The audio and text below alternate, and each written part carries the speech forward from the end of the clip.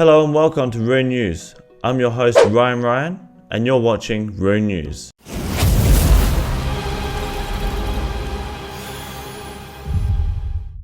This week's old school update wasn't too big, it was mostly just about game improvements and some mobile changes. There were improvements to the combat system where if you had an auto-casting weapon and ran out of runes, it would return to the original attack style that you were using before that. The Dragon 2H will also no longer skip the targeted NPC or player that you're trying to kill when you are using your spec. That seems like quite an important improvement to make. And the biggest improvement made this week was an update to the Cowfight Queen's rune where you can no longer place mithril seeds to grow flowers. Some of you may have been confused about this at first, but with the Queen you could actually spot her with the mithril seeds between two guardians and go the entire kill without getting hit and get about 25 kills now. It was quite effective and it was a glitch essentially, so that's the issue with the mithril seeds. So they've exploited many bugs and glitches throughout RuneScape's history. There were various updates in skilling as well where you no longer cut trees from outside the woodcutting guild, which is fucking hilarious. There's a few improvements getting around. It's easier to jump on those rocks north of Mauritania, which are a pain in the ass to begin with, and you can find a slash weapon near the watchtower nearby, like anyone gives a shit. Graphical changes were made, nothing really too important to the game, and then there's some other changes that they made too, like your castle walls preparation time's a bit shorter and you can use ornament kits for your stashes and stuff. Nothing you guys really need to worry about. It was just a shit week for updates. In RuneScape 3 they've announced the new skill which will be released on the 30th of March. It's called Archaeology. How exciting, very cool. There's also diversity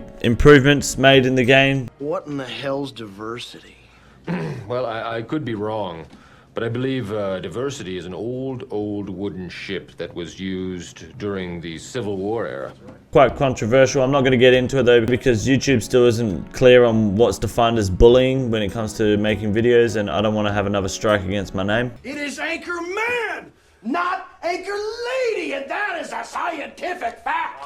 And now I'm going to hand you over to Wade Green with our weekly Grand Exchange update.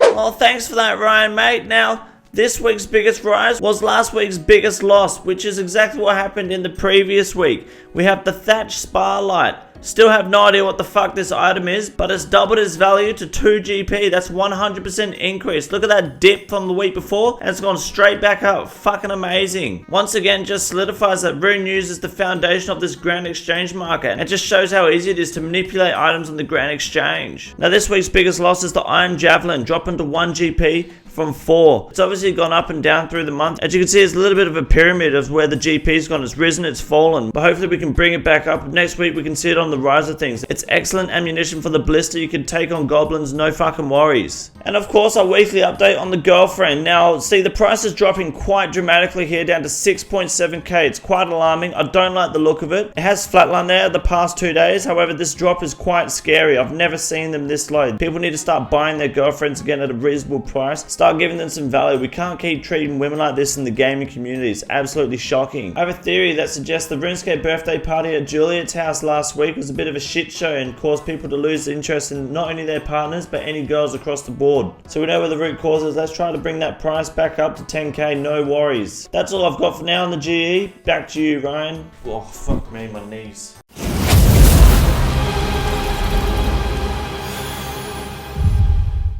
It's now time for the weekly open poll where we ask a question across the RuneScape community on various different groups just to try and get a good idea of which groups are more responsive, and we'll pick the poll that had the most involvement from the community and share it with you guys. And this week we asked you guys what your favorite RuneScape boss was. Before we read these results, it was a bit of a shit show. One poll which went really well was removed from the admin, unfortunately, so we had to move to a different poll which went just as well, but no matter where we went, it was a shit show regardless. But brace yourselves. Coming in at number 5 with 2 votes is Vorkarth.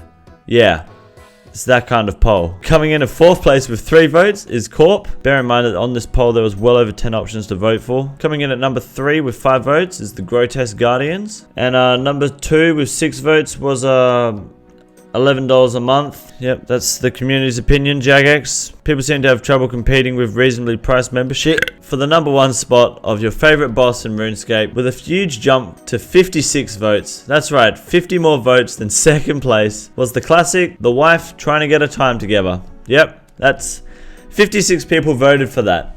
And then we had 6 people vote for the second option, which also was not a fucking RuneScape boss. This is a good quality poll. Thank you to the community for voting. Now we have a new segment here on RuneNews dedicated specifically for Ironman, where we will show the moments of them getting some good RNG, or them dying unfortunately, or getting some good or unfortunate moments that are a bit more prestigious than a standard account. It's a still work in progress. We haven't got a name for it yet, but I'm calling it Iron Man of the Week right now. Starting off with our first image from Iron Lorny, who got the dragon pickaxe from the Chaos Elemental on his first kill, which is obviously something you'd fucking love to see, especially for an Iron Man, and especially if you're just trying to do your diary. Our next image is kind of on the opposite end of the RNG table, from Pet Papa, who has 2 Zenite shards and almost 1600 kills at the Demonic Gorillas. The item's a 1 in 300 chance, and as an Iron Man, it's quite important to get at least 4 of them. He's done enough kills to get over 5 statistically, and he's stuck on 2. So a bit of bad luck there for Pet Papa, but RNG swings him roundabout, so it'll come back round, mate. That's all the Iron Man stuff I have for now. I kind of want to stretch it out, but also not show just consistent RNG. I want to see some good and bad things. If you would like to submit any images or videos of your Iron Man moments, or any sort of newsworthy RuneScape moments in general, the email runenews420@hotmail.com is actually a legit email now. I decided to take it after my last video, so submit anything you want there. RuneNews also has their own Twitter page now, where we want to start shifting everything from RuneNews onto that Twitter page, so you can keep updated and submit things there, and we can have polls there as well, and it's all sort of on the same format then. Make sure you check it out and follow it if you do enjoy the content, because it really helps us out here at the RuneNews network, trying to bring some newsworthy content to the community to help fight the Black Knight propaganda from the Varrock Herald. As promised, I'll now leave you with a fresh meme to complement the video, and I will not be using any level 4 cooking memes that people are fucking throwing everywhere, because they're cancer, so stop. They're shit. You're not funny. Thank you for watching RuneNews. I'm your host Ryan, reminding you to get on that fucking grind.